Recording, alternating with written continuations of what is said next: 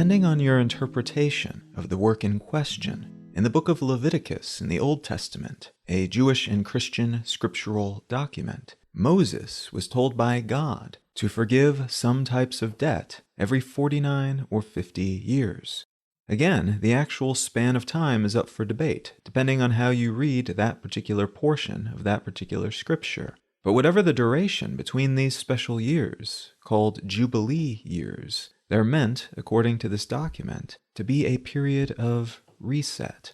All slaves should be freed, all prisoners returned to their families, all debts forgiven, perhaps especially those related to property rights like land, cattle, and other valuables.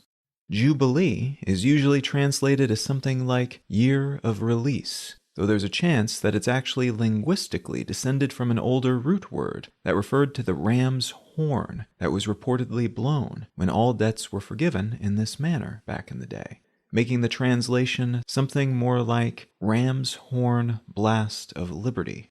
Interestingly, the justification for this Jubilee year concept seems to have originated with the idea that the land belongs to Yahweh, to God, and thus, every 49 or 50 years, depending on your interpretation, you're meant to reset things, including human possessions and debt, but also the human use of God's property, meaning that in many cases, when legally applied historically, the Jubilee year also required that Jewish people not work the land for the entire year, allowing nature to reclaim their fields, which supports the assertion that this may have originated, like many religious traditions, as a narrative mechanism for enforcing a valuable practice, in this case, a field fallowing cycle, allowing cropland to replenish its nutrients in a natural way after a long period of being worked for human-centric crop purposes. Whatever the case may be, though, it would seem that this concept was enforced for a while by historical Jewish tribes, but eventually fell out of legal enforcement sometime around 600 BC, since that's when some of the Israelite tribes were exiled from Israel, and the Torah specifies that this is a law that applies to the tribes living in their homeland. So by some interpretations, it needn't be adhered to when the people to which it's meant to apply are scattered around the world. That said, there are some Jews living in Israel and elsewhere who practice something like the Jubilee year when the cycle comes back around, during a time in which they can do something about it. And some other non-Jewish people have also taken it up as a practice because it aligns in some way with their own religious or philosophical beliefs. Other peoples living in the cradle of civilization, roughly what we would today call the Middle East, had similar concepts baked into their laws and philosophies. But this idea didn't stop there. The ancient Athenians, in the 6th century BC, were overrun by tangles of debt that had left a huge percentage of the Athenian citizenry working their own land as serfs for someone else, giving a sixth of what they produced to their creditors. This was due to a system of credit and economics that had emerged during the previous generation that then spiraled out of control, leading to a very few incredibly wealthy Athenians, while everyone else was indebted to them, or indebted to someone who was themselves indebted to those few wealthy Athenians. A politician named Solon decided that this was an economic recipe for disaster, and that it was out of step with Athenian ethics. Thus, alongside other reforms related to representative equality in the government, the economic development of Athenian trade regulations and policies, and the revision and formalization of local weight and measurement metrics, he also declared what came to be known as the seisachtheia, or shaking off of burdens. The seisachtheia said, in essence, that people could no longer be put into slavery or serfdom because of debts, that all Athenians who had been enslaved up until that point would be freed, and that all contracts that had been made that allowed for such slavery and serfdom to result from a lack of payment would be immediately annulled. This was just one facet of a much larger set of economic, legal, and moral changes made by Solon, who, by the way, after acquiring the extraordinary power required to make all these changes, gave them up willingly once the work was done. He then retired from political life and left the country. But this particular change arguably had the most immediate impact for the most people, especially those who were the most oppressed and, up till this point, the least represented in the Athenian government. It may be no surprise that despite the lack of stickiness for these policies, which were upended within a few decades by future tyrants, this collection of changes made by Solon are widely considered to have paved the road toward democracy for the region, which in turn led to the many storied evolutions catalyzed by the Athenians and ancient Greece more broadly. What I'd like to talk about today is debt relief, the arguments for and against it, and what could happen if a widely publicized, specific type of debt relief were to be utilized in one of the most debt-ridden, wealthy countries in the world.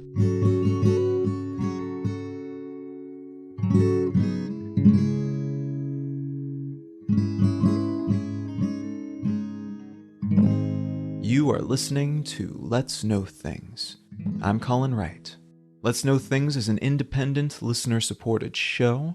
If you're enjoying what you hear, consider becoming a supporter. The simplest way to do so is to become a patron at patreon.com/letsknowthings, but you can find a list of other options, both monetary and non-monetary, at letsknowthings.com/support. A great big thanks to everybody who's already supporting the show, and thank you in advance if you're considering doing so in the future. All right, let's get back to the show.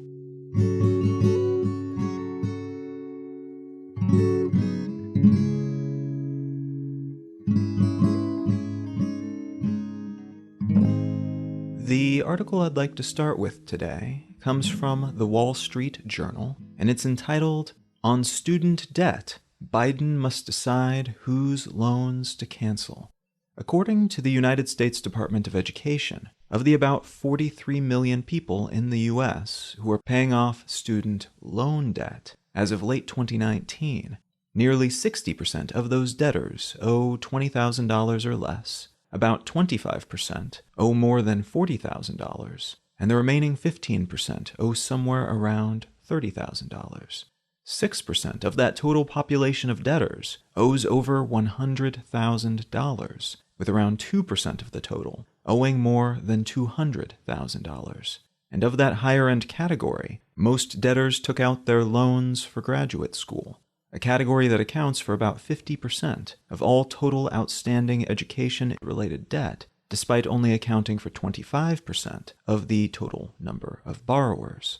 The average debt load for students graduating from higher education in the United States as of 2019 was $32,731, which is up from about $29,000 in 2018, 1 year previous. In total, there's about $1.6 trillion in federal and privately held student loan debt active in the United States as of 2020. To some, these numbers indicate that the marketplace for debt is working out kind of okay. 30% of all bachelor's degree students leave school without any debt. 80% of students pay off their college debt within 12 years of graduating. And the cost of unpaid debts to the economy, about $4 billion out of every $100 billion of loans made each year, are an expense that taxpayers cover currently. And supporters of the current paradigm say that this is far less than what taxpayers would cover if it was decided that this debt would be forgiven, either in its totality or in part, because that forgiveness would be paid for by the government and thus taxpayer revenue. To others, though, this number represents a blight on not just the future of those who owe all this money, but also the economy as a whole. It's easy to look at the numbers and say, hey, these graduates pay off their debt within 12 years on average, all is well. But that's 12 years of an additional expense that in many cases precludes those graduates from making other investments, which might otherwise then lead to positive economic outcomes for themselves and for the economy. They might buy assets like houses. They could invest in more education. They might work jobs that they prefer and which match their intended lifestyles and skill and knowledge sets. They might live where they prefer to live rather than having to cluster in areas with the highest paying jobs, which in turn causes all sorts of congestion-related problems, from inflated rental costs to infrastructural strain. The accrual of such debt and the filters that determine who can get it limits higher education to certain groups of people who can afford to take on that debt and who have the proper economic reputation, which allows them to take on more debt in the first place. This dynamic also, it's been argued, creates issues related to social norms, like the surging norm of people waiting, in some cases for decades, to buy their own homes, to get married, and or to have children. In many cases, based on research that's been done into this trend, for financial reasons. They just cannot afford to take the next steps that have become, in the post-World War II globalized wealthy world at least, the common and thus planned and optimized for socially and economically expected life path milestones. Tuitions for such schools in the United States have also shot up dramatically, even as wages, adjusted for inflation, have remained flat.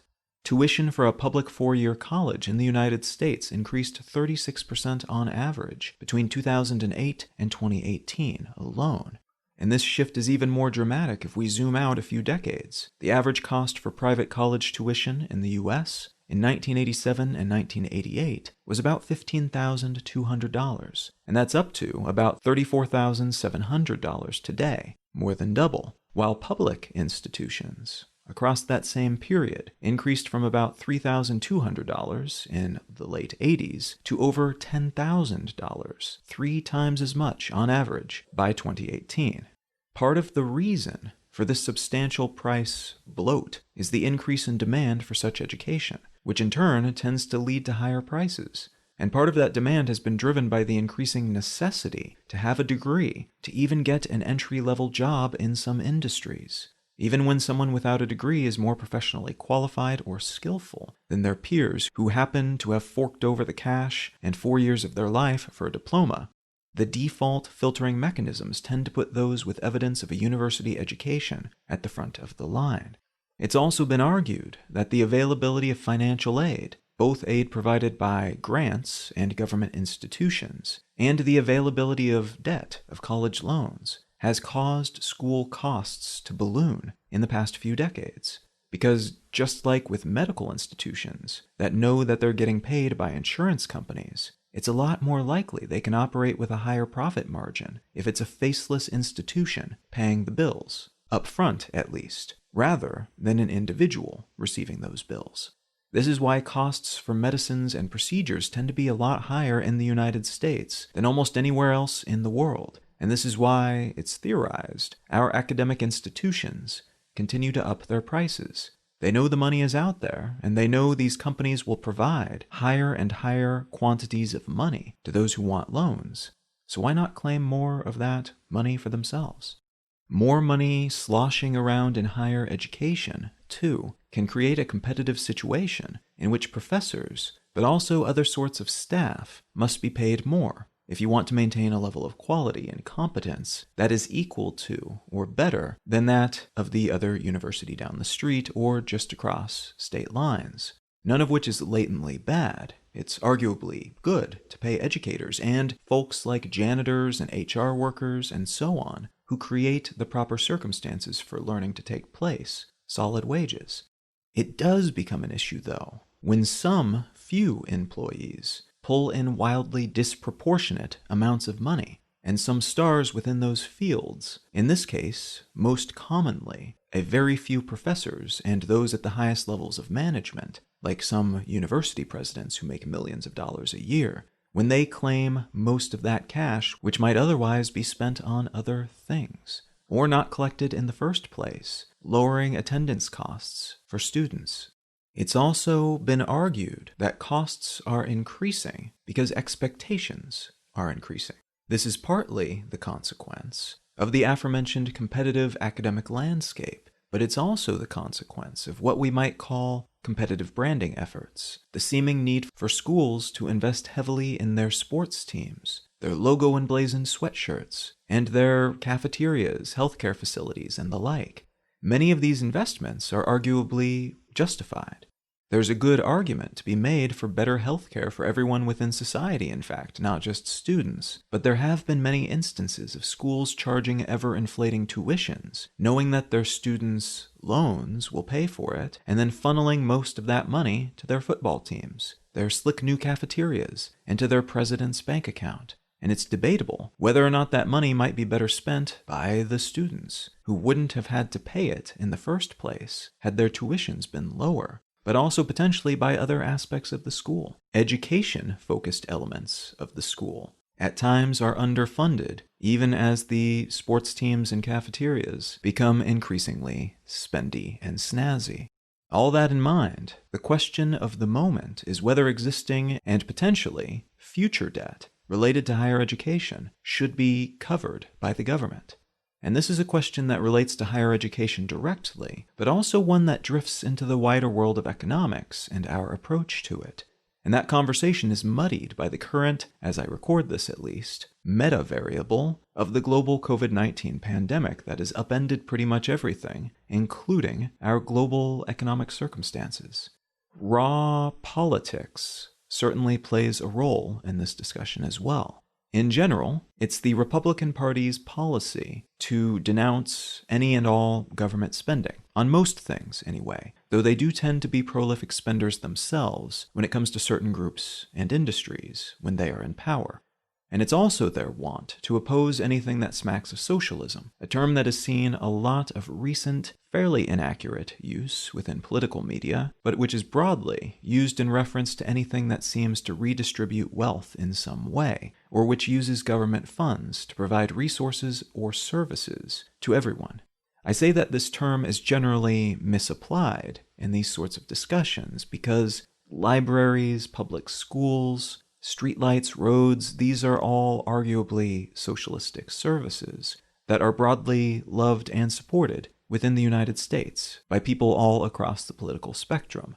But these base-level socialistic expenditures are often ignored in this sort of political discourse. So this term is tactically applied to anything that doesn't fit within the agenda in question, which is fair enough, but it's also more than a little misleading. On the opposite side of the aisle, the mainstream Democratic Party is generally in favor of moderate, quote-unquote, socialistic policies, while the progressive wing of the party, a fuzzy term that has arisen in the wake of Bernie Sanders' culturally successful, if not literally successful, presidential run in 2016 to describe his general sense of politics and economics, and which has more recently been applied to other popular politicians like U.S. Representative Alexandria Ocasio-Cortez. That progressive label applies to a slice of the party that tends to favor more social support measures, including pushes for free healthcare for everyone, free education, and social services that would, in theory at least, reduce or eliminate some aspects of poverty and homelessness in the United States. And I say in theory because there are a great many arguments coming from both sides of the traditional political spectrum about why these, so far at least, pie-in-the-sky ambitions wouldn't work in the US, socially, politically, or economically. And this discussion about debt reduction, which Biden's team, which is fairly center, big D, Democratic, has been positioning as a $10,000 reduction to existing higher educational debts, and which the progressive wing of the party has been proposing as a full elimination of all higher education-related debt. That's all a microcosm of that larger conversation about what role the government should play when it comes to things like education, healthcare, and housing. The Republicans say that's not the role of the government. The Democrats say, well, maybe we can help a bit. And the progressive wing of the Democratic Party says, why don't we just use the power of the government to get rid of all of this debt if it's so harmful? And they believe that it is harmful. Some countries, most prominently and successfully, I would argue, the Scandinavian countries of Northern Europe, including Denmark, Norway, and Sweden, and probably the Netherlands, Finland, and Iceland as well, already have policies similar to the ones being discussed in the US right now in place. And though the application varies pretty substantially from country to country, many citizens in these countries take for granted that things like healthcare will be taken care of by the government, as will, in some cases, higher education and housing and other such fundamentals. Again, depending on the country in question. But these types of policies are more common in that part of the world, as of early 2021 at least. It's notable that those aforementioned countries are quite wealthy compared to much of the world, and that feeds an argument made by many who oppose such policies in the United States and elsewhere that this isn't a stance that most governments can afford to take. The money simply is not there, and that's especially true when you're working on a scale of hundreds of millions of people rather than just a few million. And if you look at the budgets most governments are working with, it's easy to see why this argument is so frequently and successfully made. The counter-argument to that budget-related dismissal, though, is that existing expenses on government balance sheets often make little sense and evolve into their existing shapes through a whole lot of political expediency, grift, and misappropriation. Lots of hands in the pot, essentially, over the course of decades or centuries, which then leads to outflows of funds to programs and individuals and industries that don't really need those funds, or don't need funds at that scale. Even if these funds were liberated from their arguably inessential destinations, though, independent assessments of what it could cost just to provide health care to everyone in the United States adds up to a very significant figure that far surpasses what such savings could provide. What's become known as Medicare for All, which refers to a universal health care for everyone program in the United States, is estimated to cost somewhere in the neighborhood of $35 trillion over the course of a decade, which, even for the US, is a whole lot of money. It's close to the budget for the entire country's spending for everything over the course of that period. And though it doesn't surpass that figure, as has been inaccurately claimed by politicians on both sides of this discussion in recent years, it is close enough to warrant some level of concern. Remember, this is just healthcare, not schooling, not housing, and although it's likely that we'd see some immense savings elsewhere in the economy as a result of this investment, alongside more spending by people who could then participate in the economy more enthusiastically because less of their income would be spent on fundamental healthcare-related costs, it's prudent to make pessimistic assumptions about this sort of thing, which means we would need to nearly double our budget for about a decade, which would almost certainly mean needing to come up with a lot more tax dollars to fund that increase, which is a very unpopular position to hold for most politicians in most election cycles. Student debt is, by the numbers, a much easier hurdle to leap than healthcare. $1.6 trillion is substantially less than $35 trillion or so.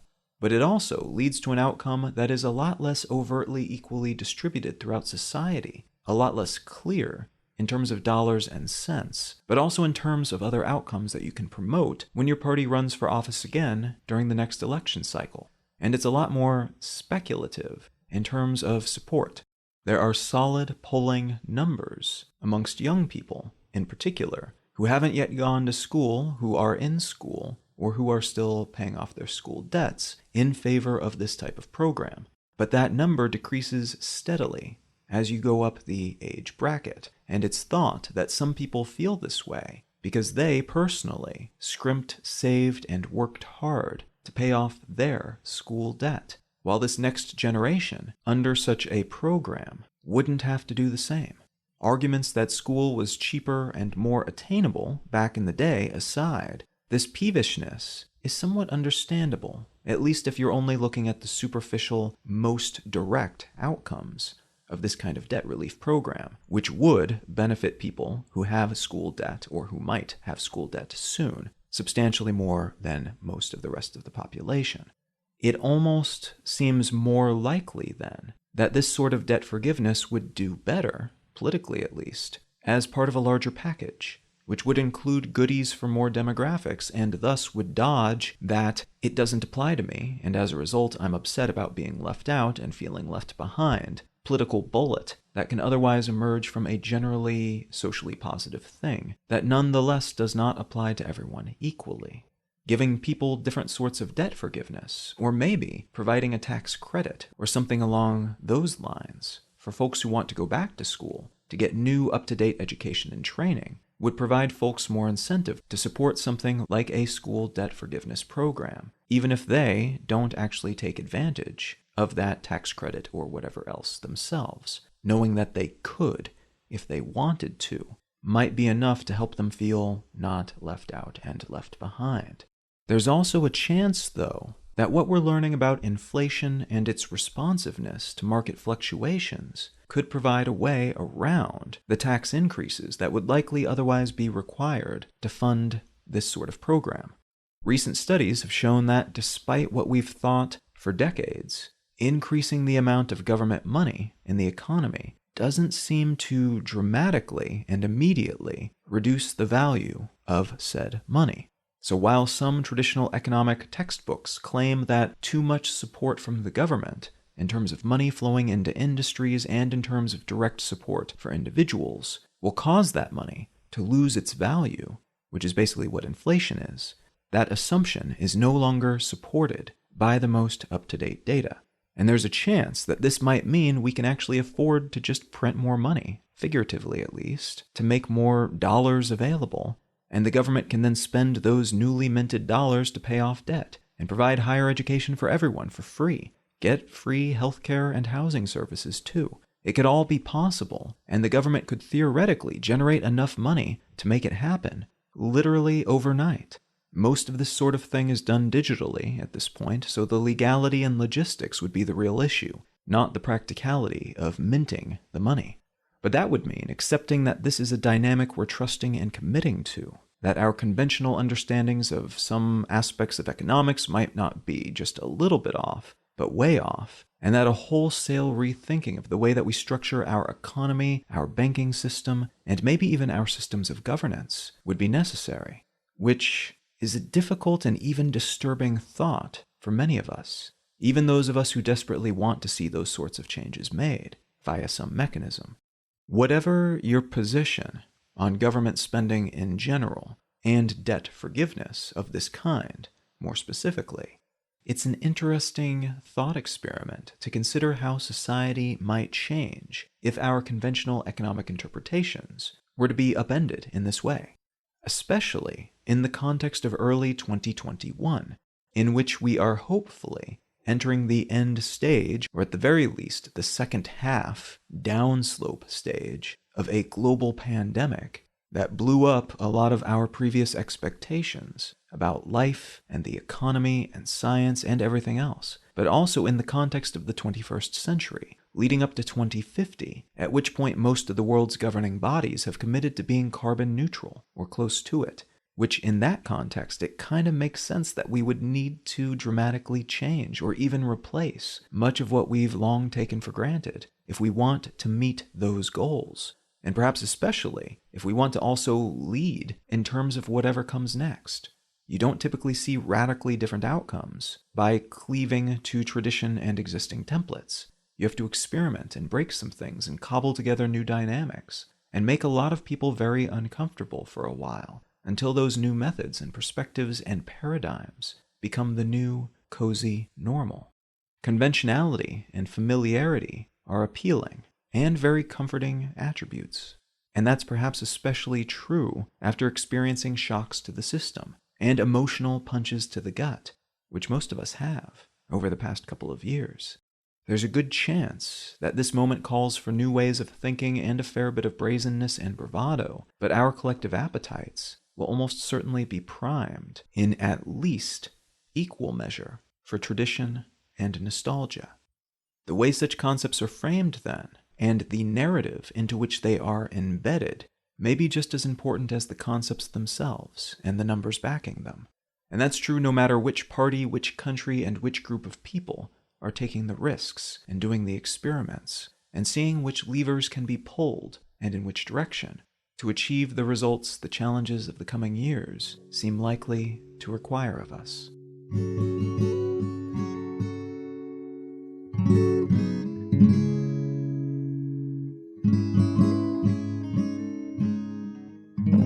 If you're finding some value in what I'm doing here, consider supporting the show. One of the most straightforward ways is to become a patron at patreon.com/letsknowthings. Folks who contribute any amount each month via Patreon receive an additional episode of the show each month, and a call to action and ad-free version of the show.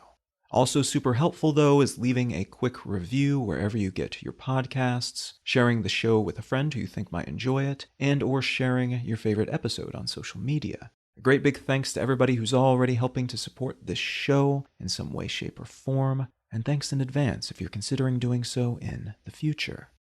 The book that I'd like to recommend today is called Why Fish Don't Exist, a story of loss, love, and the hidden order of life by Lulu Miller. I picked this book up not really knowing what to expect. It was recommended by a couple of friends, and I knew vaguely it was some type of nonfiction with a twist, and that twist is essentially that it's a historical science book discussing one character within the history of science in particular, alongside his work and the type of research that he was doing, trying to organize and label all of nature, essentially, trying to categorize things in an effective and efficient way. But then it's couched within another narrative, that of the author, who herself has some interesting connections to this story. And so there's a fair bit of a more personal and contemporary narrative that provides the template for the rest of the book, but then within that template you find an, in some ways, completely separate historical science book. And the two blend together really well. I can't offhand think of another book that blends genres in this way, and it does so very successfully. It's a really enjoyable read, but it's also incredibly informative. And if you have any interest in biology and the history of science more broadly, I definitely recommend picking up a copy. So if any of that sounds interesting to you, consider grabbing a copy of Why Fish Don't Exist by Lulu Miller. You can find out more about me and my work at colin.io. You can find the show notes and transcript for this episode and every episode of the podcast at letsknowthings.com. You can find my other podcast, Brain Lenses, at brainlenses.com or wherever you get your podcasts. You can subscribe to a relatively new project of mine. It's an email publication through which I curate the news each day. You can find that at yesterdaysnewsletter.com, and you can find my blog at exilelifestyle.com. Feel free to reach out and say howdy on social media. I'm Colin Wright on Facebook, and @Colin is my name on most of the other ones. Thank you so very much for listening. I'm Colin Wright, and I'll talk to you again next week.